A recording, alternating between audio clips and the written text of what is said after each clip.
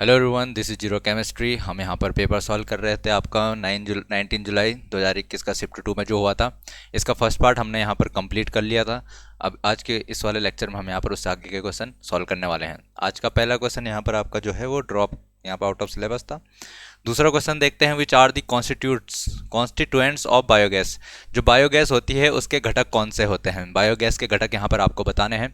Methane, sulphur dioxide, hydrogen, hydrogen sulphide, या फिर methane, carbon dioxide, hydrogen, hydrogen sulphide, methane, carbon monoxide, hydrogen, hydrogen sulphide, या फिर methane, carbon monoxide, hydrogen monoxide and hydrogen sulphide. तो आपका जो यहाँ पर आपको ऑप्शन नंबर बी देखने को मिल रहा है, याद रख लेना इनको। जो मीथेन होता है वो क्या होता है, इसका मेजर कॉन्स्टिट्यूएंट होता है किसका, बायोगैस का। तो methane, carbon dioxide, hydrogen and hydrogen sulphide जो है यहाँ पर, ये क्या रहता है, ये बायोगैस के क्या हैं यहाँ पर, कॉन्स्टिट्यूएंट्स हैं, घटक हैं। तो ऑप्शन नंबर बी इसका राइट आंसर होने वाला है। अगला क्वेश्चन देखते हैं। अगला क्वेश्चन यहाँ पर ये वाला भी आपका आउट ऑफ सिलेबस क्वेश्चन है। इसको देखिए, the force with which the earth attracts a body is equal to the, किसके इक्वल होता है, बॉडी के। ठीक है, तो यहाँ पर बात करते हैं, जिस बल से पृथ्वी किसी पिंड को अपनी ओर आकर्षित करती है वह पिंड के किसके बराबर होता है। तो सबको पता है कि उस पर ग्रेविटी लगती है किसी मास, उसके मास पर जो ग्रेविटी लगेगी तो वो एक फोर्स बन जाता है। ठीक है, ग्रेविटेशनल फोर्स, और वो किसके बराबर होने वाला होता है यहाँ पर, वेट के बराबर, यहाँ पर भार के बराबर होता है। ठीक है, ऑप्शन नंबर सी इसका राइट आंसर हो जाएगा।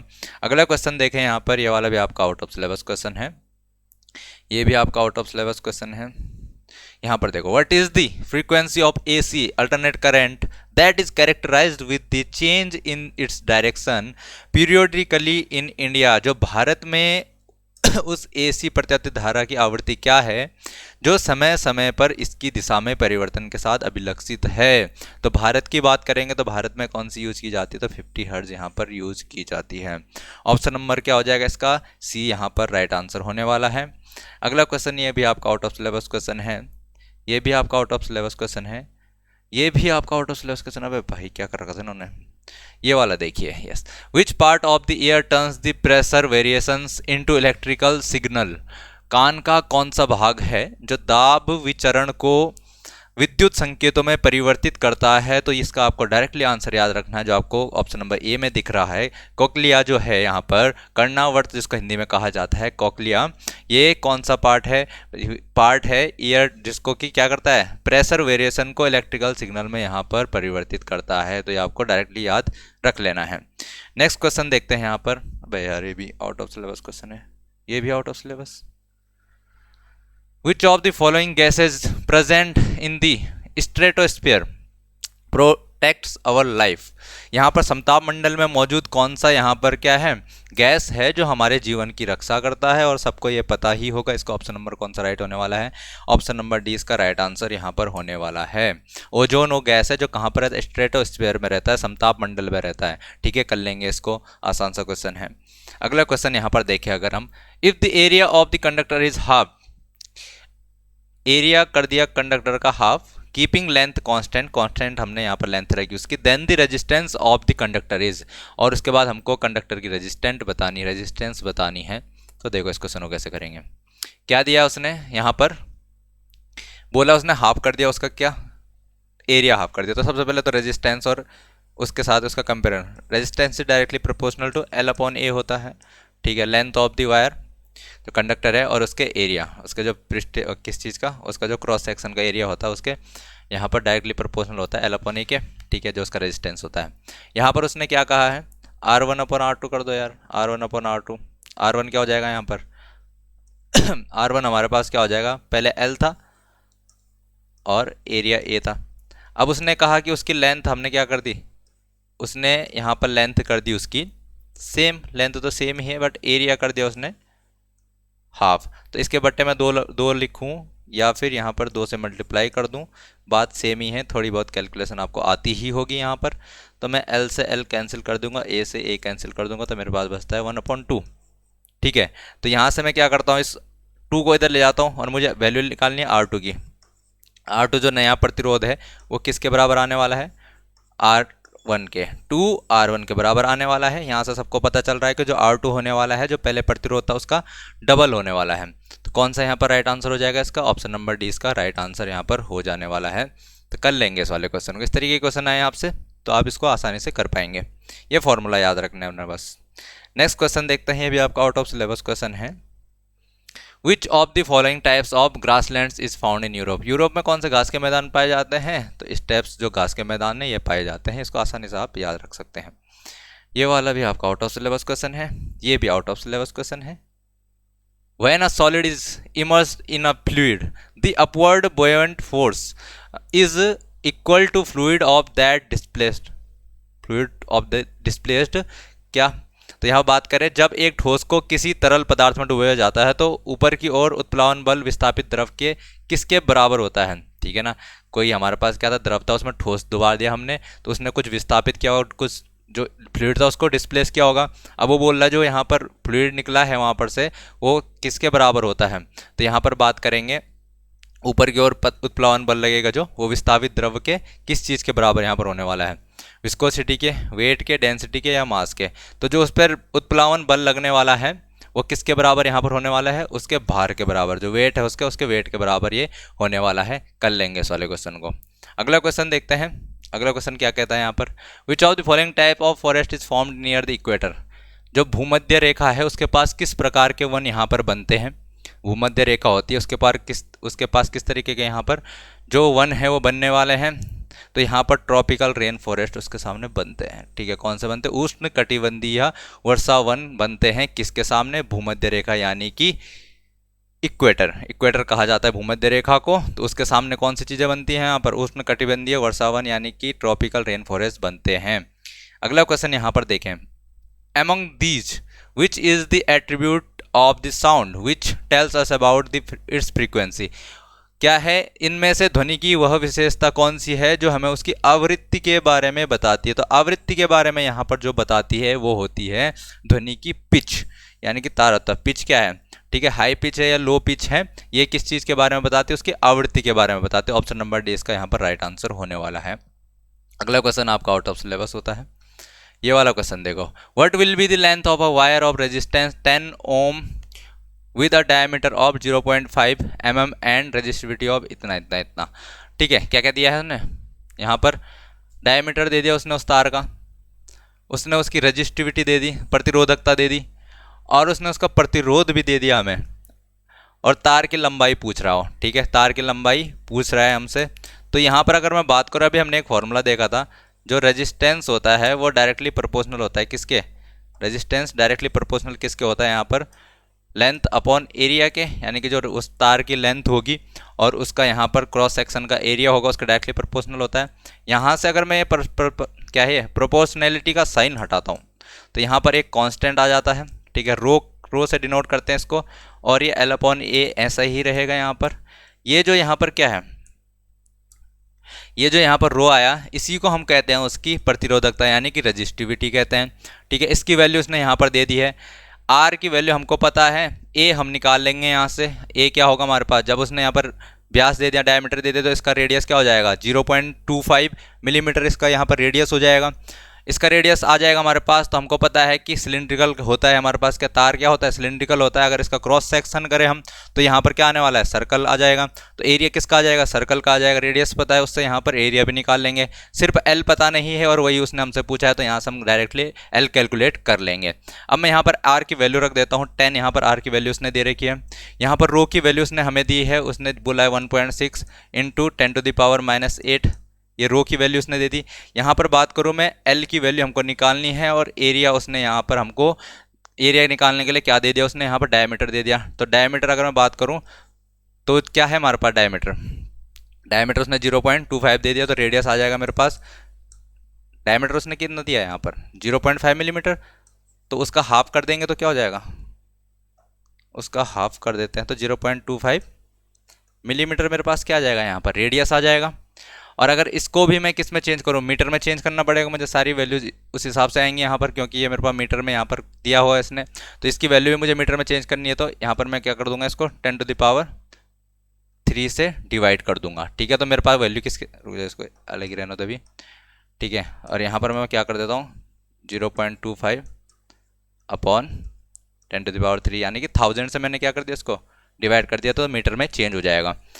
तो यहाँ पर मैं पाई की वैल्यू रख देता हूँ। एरिया क्या होता है, pi r square 3.14 into r square यानी कि 0.25 इंटू 0.25 इतना कर लेंगे। और जब आर तो यहाँ पर मेरे को 10⁻³ से यहाँ पर इसके साथ इसको भी मुझे 10⁻³ से डिवाइड करना पड़ेगा। फिर जब इतनी सारी वैल्यू जो हमारे पास आई इन सबको कैलकुलेट करोगे तो तुम्हारे पास कुछ वैल्यू आएगी 122, कैलकुलेटर में कर लेना, 122.65 के अराउंड। ठीक है, यहाँ पर 122.65 के अराउंड करेंगे इसको। तो यहाँ पर अगर करते हैं तो वो हमारा ऑप्शन किसके बराबर आता है, लगभग यहाँ पर ऑप्शन नंबर बी 122.72 मीटर के करीब आ जाता है। तो आपका यहाँ पर आंसर कर लेंगे। पेपर में छोड़ देना यार, इतना कैलकुलेशन कौन करेगा। अगर कैलकुलेशन बहुत तेज़ है तुम्हारी, वैसे टाइम तो मिल ही जाएगा करने के लिए, ठीक है ना। तो कर लेना इस वाले क्वेश्चन को। यहाँ पर सारा कैलकुलेशन का खेल है, कितना इजीली तुम किसी कैलकुलेशन को कर पाते हो वो तुम पे डिपेंड करता है। ऑप्शन नंबर इसका बी राइट आंसर हो जाएगा। फॉर्मूला ये वाला यूज होने वाला है, कर लेना इसको। नेक्स्ट क्वेश्चन देखते हैं यहाँ पर, which is the major source India depends for energy production. Bharat ऊर्जा उत्पादन के लिए किस मुख्य स्रोत पर निर्भर है। सबको पता है किस पर निर्भर है, यहाँ पर कोयले पे। कोयला दिन भर फूकता रहता है, ठीक है। पावर जनरेट करने के लिए क्या फूकते रहते हैं हम, कोयला फूकते रहते हैं। ये वाला क्वेश्चन आपका आउट ऑफ सिलेबस है। ये वाला क्वेश्चन देखो, विच of the following national park is located in Jharkhand. देखो यार, मैंने आपको क्या कहा था, मैंने कहा था कि आप लोग यहाँ पर याद कर लेना नेशनल पार्क कौन सा कहाँ पर स्थित है, किस चीज़ के लिए फेमस है। तो ये सब चीज़ें आपको याद करनी है, आपसे क्वेश्चन पेपर में पूछा जाएगा इससे एक न एक, ठीक है। तो यहाँ पर ऑप्शन नंबर ये जो यहाँ पर है कौन सा, बेतला नेशनल पार्क, बेतला राष्ट्रीय उद्यान है। ये वाला कहाँ स्थित है, ये है आपका झारखंड में। झारखंड में स्थित राष्ट्रीय उद्यान कौन सा है, बेतला नेशनल पार्क। कर लेंगे इसको। अगला क्वेश्चन देखें यहाँ पर, to a mixture of acetic acid and sodium acetate a further amount of sodium acetate is added, the pH of the solution. जब एसिटिक अम्ल और सोडियम एसिटेट के मिश्रण में सोडियम एसिटेट की और अधिक मात्रा मिलाई जाती है तो मिश्रण का पीएच। देखो इसका आंसर है यहाँ पर कौन सा, आंसर नंबर ए है। ये आउट ऑफ सिलेबस क्वेश्चन है, उसने फिर भी इसको हटा नहीं रखा है, पता नहीं क्यों, क्या उसके दिमाग में चल रहा है। और यहाँ पर देखें ये वैसे किससे रिलेटेड है, यहाँ पर कॉमन आयन इफेक्ट एक प्रॉपर्टी, एक क्या होता है उसमें एक घटना होती है, ठीक है, केमिस्ट्री में आपको पढ़ने की ज़रूरत है नहीं, उसके कारण ये सब चीज़ें होती है, सिलेबस का पार्ट है नहीं है। आगे देखें ये वाला ऑप्शन भी आपका आउट ऑफ सिलेबस है। What are the object revolving around the earth called, ठीक है, पृथ्वी के चारों ओर घूमने वाले पिंड को क्या कहा जाता है, वस्तु को क्या कहा जाता है, सबको पता है क्या कहा जाता है उनको, सैटेलाइट कहा जाता है, उपग्रह कहा जाता है। तो ऑप्शन नंबर ए इसका राइट आंसर हो जाएगा। अगला क्वेश्चन देखें अगर हम, ये वाला क्वेश्चन भी आपका आउट ऑफ सिलेबस है, ये वाला क्वेश्चन भी आउट ऑफ सिलेबस है। ये देखो, what is the value of the refractive index of kerosene that is optically denser then water.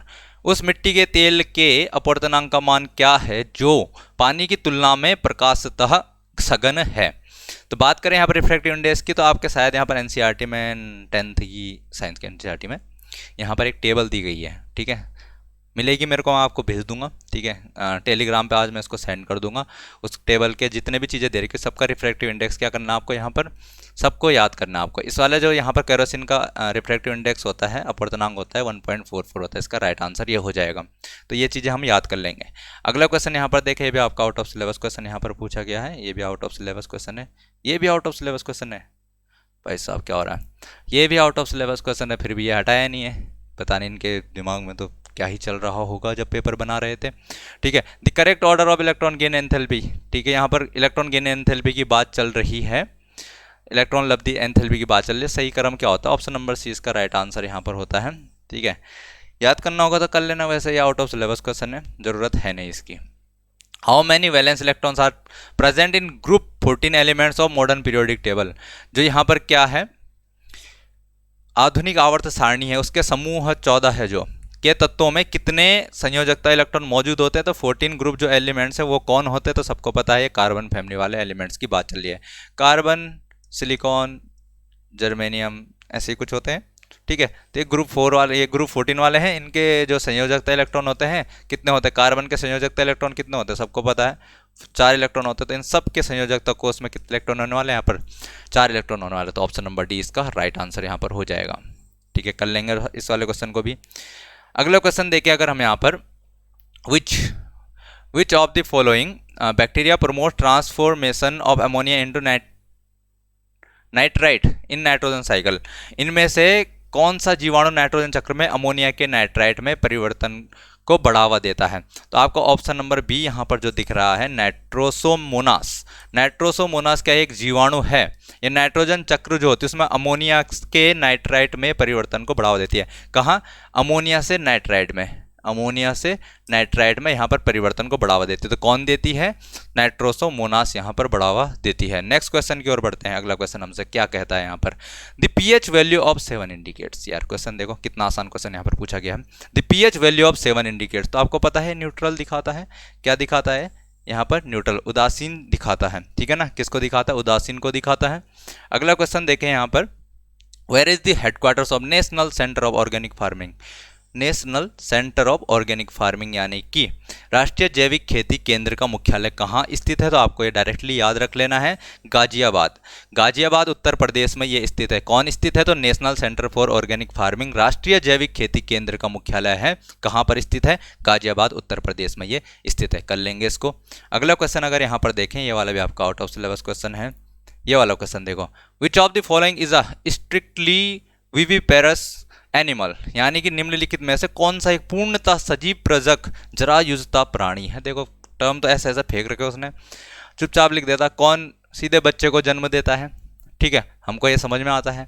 ये चीज़ें क्या अजीब अजीब सी पूछी उसने। ठीक है, लिजार्ड सीधे बच्चे को जन्म देता है कि अंडे देता है? Snake, fishes, human being. हमको पता है सीधे बच्चे को जन्म कौन देता है यहाँ पर? ह्यूमन बींग देते हैं। ठीक है ना, बाकी सब क्या देते हैं? अंडे देते हैं। ह्यूमन बींग जो है यहाँ पर सीधे बच्चे को जन्म देते हैं, सजीव प्रजक। ठीक है, उसको कहा जाता है सजीव प्रजक, विविपेरस एनिमल कहा जाता है। ठीक है ना, तो नेक्स्ट क्वेश्चन की ओर बढ़ते हैं। यहाँ पर विच of the following is an example of heterogeneous mixture? Heterogeneous mixture का एग्जाम्पल कौन सा है? निम्नलिखित में से विषमांगी मिश्रण का उदाहरण कौन सा है? तो सबको पता है विषमांगी, यहाँ पर एयर जो है यहाँ पर समांगी मिश्रण है। शुगर एंड वाटर का मिश्रण भी एक समांगी मिश्रण है। साल्ट एंड वाटर भी यहाँ पर क्या है? समांगी मिश्रण है। बट जो यहाँ पर क्या है? साल्ट एंड पेपर, नमक एवं काली मिर्च का जो मिश्रण होने वाला है यहाँ पर हेट्रोजीनियस मिक्सचर यहाँ पर होने वाला है। ठीक है, कर लेंगे इस वाले क्वेश्चन को भी। अगला क्वेश्चन हमसे क्या कहता है, which of the following hormones regulates a 24 hour rhythm of the body? निम्नलिखित में से कौन सा हार्मोन है शरीर के 24 घंटे के आवर्तन यानी कि लय को नियंत्रित करता है? यानी कि अब हमने सोना है, अब उठना है, जैसे लाइट बंद होगी हमको नींद आएगी। ठीक है, ये सब चीज़ें कौन यहाँ पर रेगुलेट करता है, नियंत्रित करता है? तो हमको पता है यहाँ पर जो मेलाटोनिन होता है, मेलाटोनिन का काम है ये चीज़ें। ठीक है, ये 24 आवर्स का जो रिदम होता है बॉडी का, उसको यहाँ पर रेगुलेट करने का काम करता है। अगला क्वेश्चन हमसे यहाँ पर क्या पूछता है वो देख लेते हैं। विच of the following is called cultivation of grapes? यानी कि अंगूर की खेती को क्या कहा जाता है? और अंगूर की खेती को कहा जाता है विटीकल्चर। क्या कहा जाता है? विटीकल्चर। तो बी वाला ऑप्शन यहाँ पर राइट आंसर होने वाला है, आसानी से इसको कर लेंगे आप। अगला क्वेश्चन हमसे क्या पूछा जाता है, which of the following environmental movements is against Sardar Sarovar dam? Sardar Sarovar dam के अगेंस्ट कौन सा यहाँ पर एनवायरमेंटल मूवमेंट था? तो नर्मदा बचाओ आंदोलन जो था, ये सरदार सरोवर क्या था यहाँ पर? बांध के विरुद्ध पर्यावरण आंदोलन था। ऑप्शन नंबर ए इसका राइट आंसर हो जाएगा। अगला क्वेश्चन यहाँ पर हमसे क्या पूछा गया है, which of the following is the major raw material for biogas? और बायोगैस के लिए रॉ मटेरियल सबसे मुख्य कौन सा है? तो सबको पता है यहाँ पर ऑप्शन नंबर बी, कावडंग, जो गोबर है, गाय का गोबर है, यहाँ पर वो कच्चा पदार्थ है। किसके लिए? बायोगैस के लिए। अगला देखें यहाँ पर, ये वाला क्वेश्चन आपका आउट ऑफ सिलेबस क्वेश्चन है। और अगला सबसे आखिरी question, Apis indica and Apis mellifera mellifera are different species of? Apis indica और एपिस मेलिफेरा की विभिन्न प्रजातियां हैं। किसकी विभिन्न प्रजातियां हैं? भेड़ की, या फिर मधुमक्खी की, या फिर केंचुए की, या फिर गाय की? तो सबको पता है किसकी यहाँ पर प्रजातियां हैं, तो ये हनी बी, यानी कि जो मधुमक्खी है ये किस मधुमक्खी की प्रजातियां हैं। कौन कौन सी? Apis indica and Apis mellifera. ठीक है ना, तो ये वाला आखिरी क्वेश्चन होता है आज के लिए। आज का पेपर, ये कौन सा पेपर पूरा हो गया हमारा? 19 जुलाई शिफ्ट 2 का पेपर भी यहाँ पर कंप्लीट हो चुका है। ठीक है ना, इसका PDF भी मैं आपको दे दूंगा। इसमें जो इंपॉर्टेंट टॉपिक्स होंगे उसके शायद मैं आपको, जैसे हमने अपवर्तनांक वाले थे उसका मैं आपको यहाँ पर टेबल यहाँ पर प्रोवाइड करा दूंगा कि इसमें जो जीरो केमिस्ट्री, अगर आप लोगों ने अभी तक टेलीग्राम का चैनल ज्वाइन नहीं किया तो उसको ज्वाइन कर लेना, वहाँ पर आपको इस वाले पेपर का PDF भी प्रोवाइड करा दूंगा। ठीक है, और जो भी इंपॉर्टेंट टॉपिक्स होंगे उनसे रिलेटेड जो भी PDFs आपको भेजता रहूँगा, कर लेना उनको। ठीक है ना, तब तक के लिए आप पढ़ते रहिए, मिलते हैं नेक्स्ट लेक्चर में।